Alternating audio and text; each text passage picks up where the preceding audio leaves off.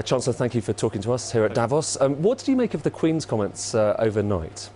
Well, I think what the Queen said is what most of us feel, that we have to come together, we have to find common ground, and most of all, we have to compromise to ensure a smooth exit from the European Union and a way of doing that which protects Britain's future prosperity. There are still, at the moment, too many people advocating their preferred solutions rather than looking for compromises to an acceptable outcome for all of us. So compromise, can you expand on that a bit? Well, look, it's very clear that there are some people who would like us to leave the European Union and have a very arm's length relationship with the European Union. There are others who would like us to remain in the European Union. The right way forward, and what the government's seeking, is for us to leave with a deal that allows us to continue a close trading relationship, a close security partnership with our nearest neighbours, in a way that respects the political decision of the British people to be outside the European Union, but also allows us to prosper in the future and protects our jobs, our businesses, our supply chains and our prosperity. If there were a no deal and the chances are clearly rising, we're heading towards that Article 50 deadline, would you feel in good faith you could carry on as Chancellor and preside over that?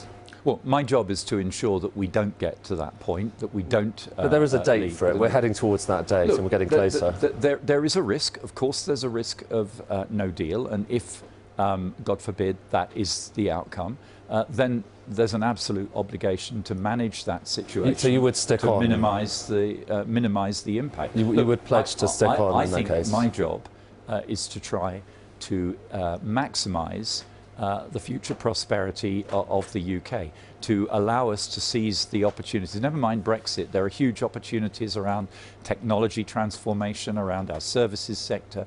It's about maximising the opportunities for Britain and the British people ahead. And if we did find that we were facing a no-deal exit, then we would do everything we could to mitigate and minimise the damage that would inflict on the British economy. But nobody should be in any doubt that it would be a very bad outcome but to for be clear, our economy. You would stick on in that case? I'm telling you what I think my obligations are. Right, OK. And when it comes to Brexit, you mentioned many other issues that people are talking about here in Davos. Does it frustrate you that a lot of attention for you, for the civil service, for everyone in the UK is devoted to Brexit? Is it getting in the way of running the economy? Oh, of course, it's a big distraction, but it's the single most important issue that the UK faces at the moment, and it overshadows our economy and dominates all other decisions that we make. It's in a good way or a bad way? Well, in a bad way. The uncertainty around how we're going to leave the European Union and what our future trajectory looks like is deeply unsettling for business, and we've heard that message here loud and clear. Many investment decisions have been postponed. Many investment funds are deliberately avoiding investments in UK stocks and UK assets at the moment.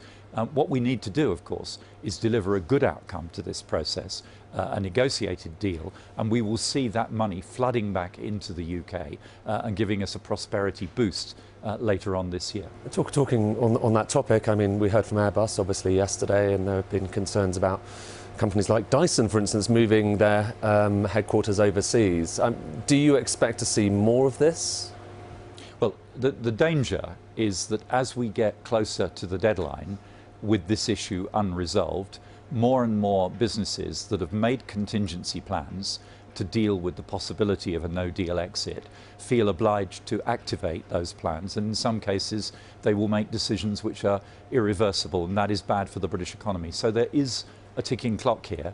The sooner we resolve this with a good outcome that reassures business that there will be a sensible way forward, a smooth exit process and a trading partnership with the European Union in the future, the fewer businesses and jobs we will lose. So the pressure's on.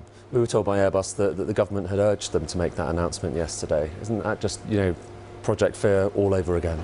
No, well, I don't recognise that line at all. What we have done is throughout this process is said to businesses that if they have concerns, if they have information, then of course they should share it with us and share it with the public. It's very important that people understand the facts and make their decisions accordingly. These are very, very important decisions for the future of our country, and they need to be fully informed.